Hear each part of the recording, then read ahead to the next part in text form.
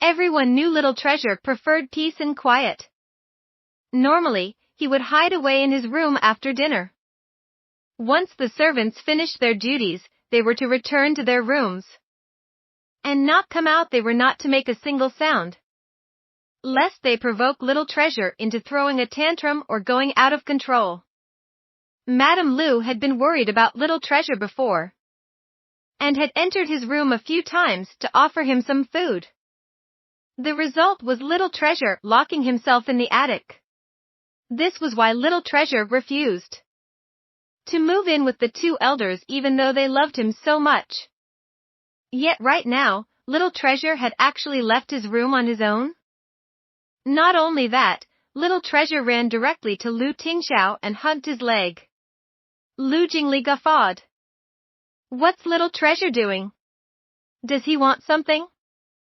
Already seeing through his son's intentions, Lu Tingxiao rejected the unspoken request without skipping a beat. No, you already went there last night. Little Treasure then looked at Lu Tingxiao's cell phone. You already had one phone call at dinner.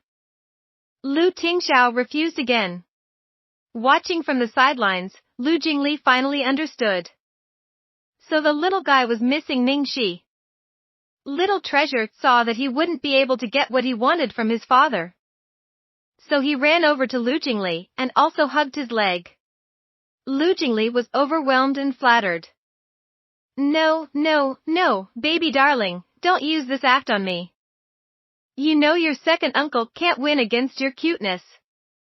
While Little Treasure was normally nearly always impassive, when he wanted something, his expression and mannerisms would turn so adorable, one could just die and come back to life from it.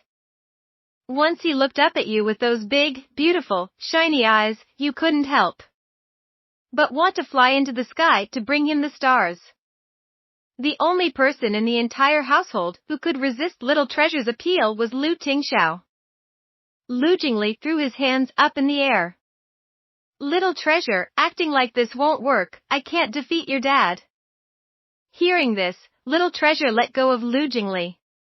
A ruthless resolution. The little guy looked as if he had been separated from his lover by cold-hearted parents. Lu Jingli laughed so hard he had to use the wall to support himself. Ah, Little Treasure, you don't have to be in such a rush. There's a saying that love lasts longer when lovers are separated, since absence makes the heart grow fonder. Wait until your dad marries Auntie Shi, then you can see her every day. His words had no effect. The little guy ran out the door.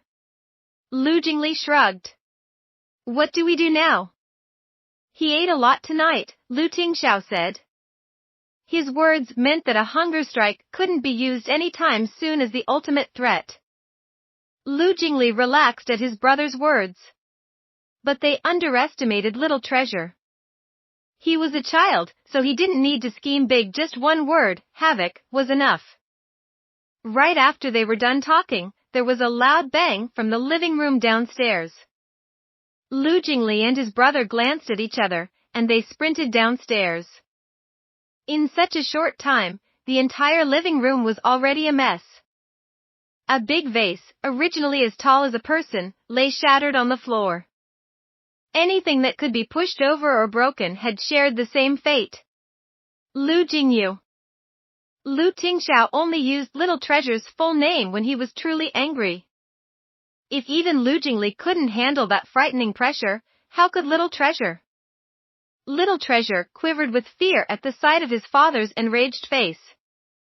He became even more agitated and his emotions ran wild. He started screaming at the top of his lungs and ran around to break more things.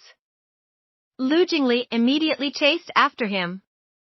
Cautiously aware of how there were so many broken shards on the floor, it would be disastrous if they fell.